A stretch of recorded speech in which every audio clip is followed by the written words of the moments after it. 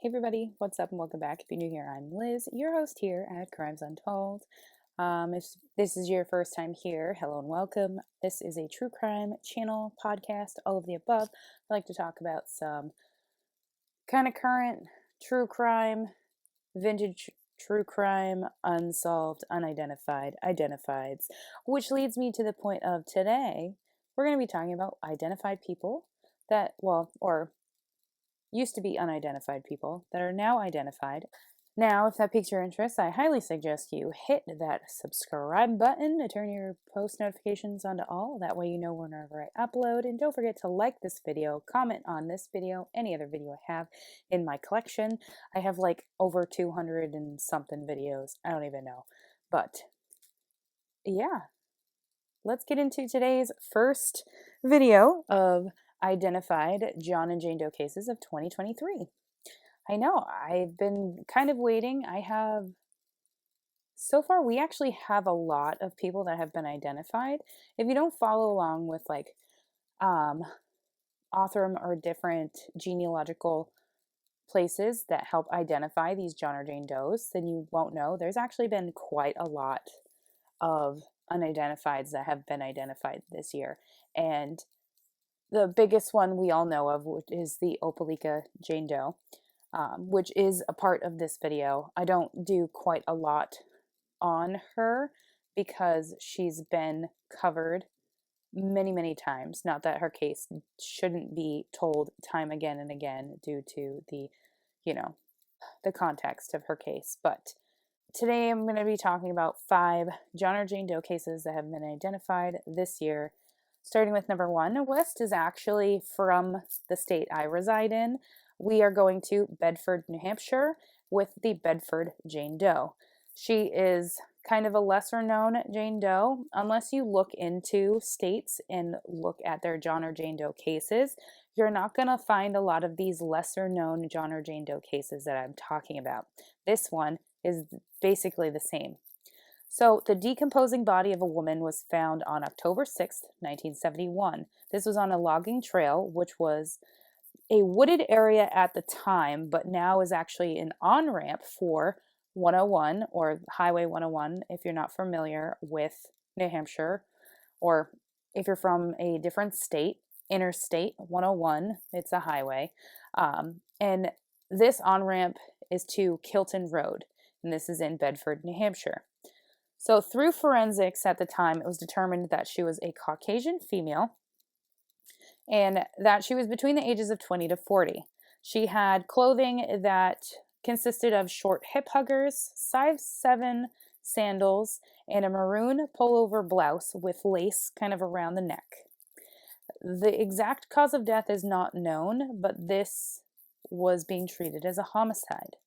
The examiner was also able to determine that this woman had been deceased for approximately between 1 to 3 months prior to her being found. After 50 years, thanks to the New Hampshire State Police collaborating with the DNA Doe Project, this Jane Doe was determined to be Catherine Ann Alston, or Kathy as she was known. So Kathy was living with David Cormier around the time of her death, and this is when her family thought, or like her family was in the process of moving to Texas, and they believed that she was moving with them, but the family noticed that she never showed at the airport the day that all of them were going to fly to Texas, and her family never reported her missing. Sometimes these things happen. And in this case, around the time of her death, she was living in Boston and she was 26 years old. She was also identified, like publicly identified in January of this year. Absolutely amazing. Absolutely amazing. Oh, I should correct myself. I said it's after almost 50 years. So technically it's been 52 years since her body was discovered. So after 52 years, she was finally identified. That is amazing. That is the oldest cold case in New Hampshire that has been solved. So that was really like a really good thing for the New Hampshire State Police to do this year. Not my own state, but Next on our list is the Opelika Jane Doe. So the skeletal remains of a young girl were found in the Opelika Trailer Park on January 28th of 2012. This was in Opelika, Alabama. Her remains were found behind a home on Hurst Street, and it was determined that this Jane Doe was suspected to have been abused and neglected for a long period of time and was more than likely the victim of homicide. This case her death hurts my heart so much. It is more than likely that she died in either 2010 or 2011 and was extremely malnourished and physically abused before she died. So her autopsy determined and showed that she had fractures to her skull, legs, arms, shoulders, and ribs, which totals to 15 fractures in different areas. The detectives also believe that she was blind in her left eye due to a fractured eye socket from an injury that she received during one of the many bouts of child abuse. So in 2016, a tip came in that the Opelika Jane Doe might have attended the Vacation Bible School for the Greater Peace Church in 2011, which was approximately 3 miles from where her remains were discovered. So with the help of Othram, who is amazing, thank you Othram for everything that you do on a daily basis, because without you or any of the other genetic labs that help with identification, we wouldn't know who these people are still. So thank you. So with the help of Othram, they were able to identify the Opelika Jane Doe as 6-year-old Amor Jovea Wiggins via DNA. Amor Wiggins was born to Sherry Wiggins and Lamar Vickerstaff on January 1st, 2006. Now, in 2009, Vickerstaff was awarded physical and legal custody of Amor, and Sherry lost all visitation and contact with her child. It also came to light that Sherry had been paying child support to her ex for Amor since 2009. The Vickerstaffs also stopped any correspondence with Sherry in regards to Amor. What is actually extremely terrifying is that Sherry had no idea that her daughter was missing until the Opelika Police Department contacted her in December of 2022. Sherry simply just thought that Amor was still in the care of her father, as he cut off ties to her, so she wasn't hearing if anything was happening with Amor. So it's understandable that she wouldn't know what was happening. It's just sad that this is the way you had to find out that your daughter is dead. And especially if she saw this on the news when they found her, my heart goes out to Sherry. Her father, Lamar Vickerstaff, has been charged with her murder, and her stepmother, Ruth Vickerstaff, has been charged with failure to report a child that is missing. And this is as of January 2023. And this case is still currently being investigated at this time. Jonesport John Doe of 2000. This is another Doe case in New England, specifically in Maine. So on the 24th of July in 2000, something was seen floating in the water about 27 miles offshore of Jonesport, Maine. So what was floating in the water was determined to be the remains of a male. Now, due to the state of decomposition, his body was made unrecognizable, and there was distinct insect activity on his body as well, which you can assume with all of the insect activity, decomp, he's been dead for a while. The remains had distinct clothes on it as well. So that consisted of a blue-colored long-sleeve knit shirt, a cherry-skin white V-neck extra-large shirt. Hopefully I said that brand right. I think it's cherry-skin. He also had on a rear guard pullover that had 3 buttons in the front, a Casio digital watch on his left wrist, and he had two pair of tube socks. Why 2 pairs? I don't know. His body would be brought in to be evaluated after discovery, and it was determined through his autopsy that he had suffered from quite the bit of medical issues. Quite the bit. So he had cardiac hypertrophy, He had coronary arteriosclerosis, a moderate form of emphysema, and nephrosclerosis. Hopefully, I said that right. It was also determined that he was an avid pipe smoker or a probable avid pipe smoker, and this probably contributed to his emphysema. And they were able to approximate that he had been dead for at least 2 months prior to his discovery. So, through phenotyping of his DNA, it was determined that he had a light complexion with the possibility of freckles, light brown hair, and possibly had hazel or green eyes. And they would keep his dental impressions and his fingerprints on file. And thankfully, on January 12th, 2023, he was formally publicly identified after being unidentified for 23 years. He was identified as 84-year-old Philip Kahn, who had gone on a plane from Las Vegas to fly to Maine, and your guess is as good as mine. Yeah. The list is Spokane Millie Doe. A nude and dismembered set of remains were found in the Spokane River near the local Spokane Falls Community College on June 20th of 1984. This body was found near what is known as the T.J. Meenock Bridge, and these remains were found by two younger fishermen. And when they discovered the body, they reported what they saw, as one should. So the victim's head, hands, and feet were all missing. So I'm guessing that with the head, hands, and feet, they were missing to help hinder identification. That's my thought.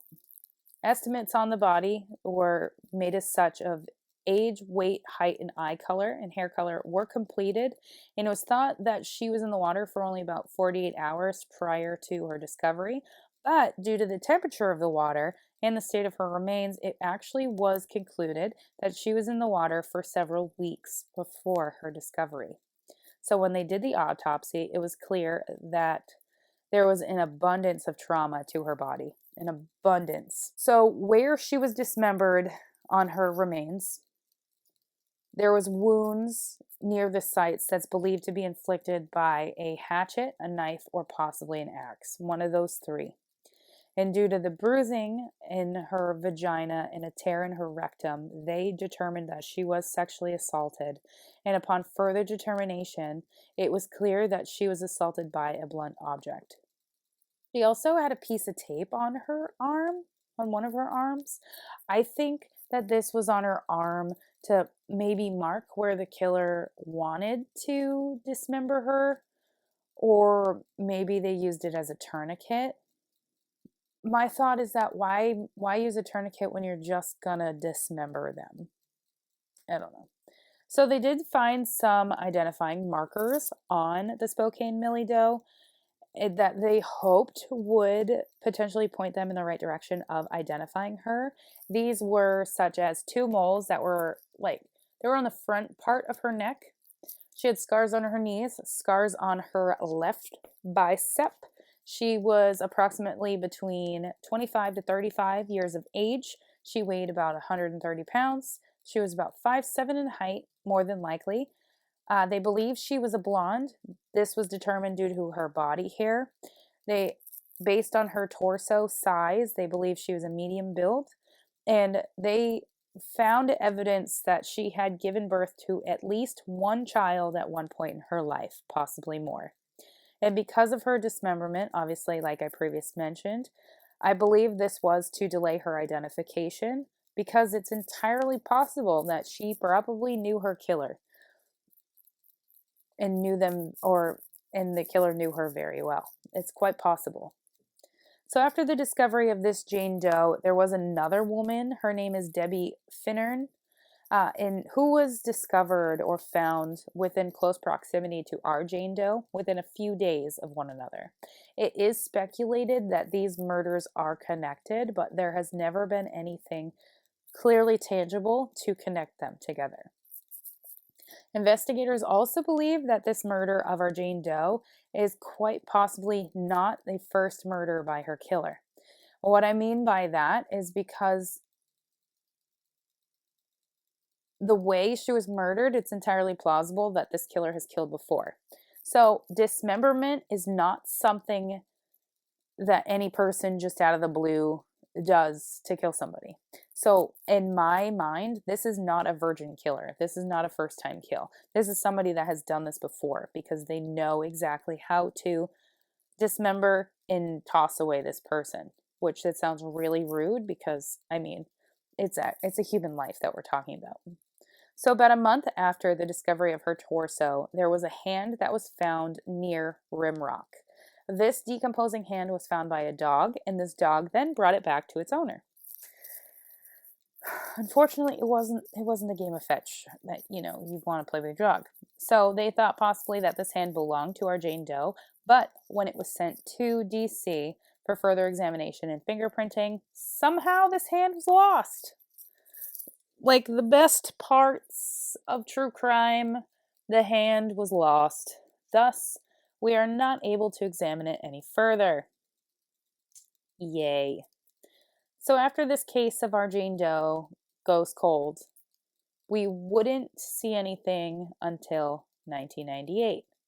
So around 7 p.m. on April 19th of 1998, 14 years later, a shocking discovery was made. So that evening, there was a local just, simply bringing their dog for a walk when they stumbled upon what looked like a bone in an embankment of a vacant lot. And this vacant lot was at the corner of Sherman and 7th Street in Spokane. So this scene would be sealed by the police, after this resident calls.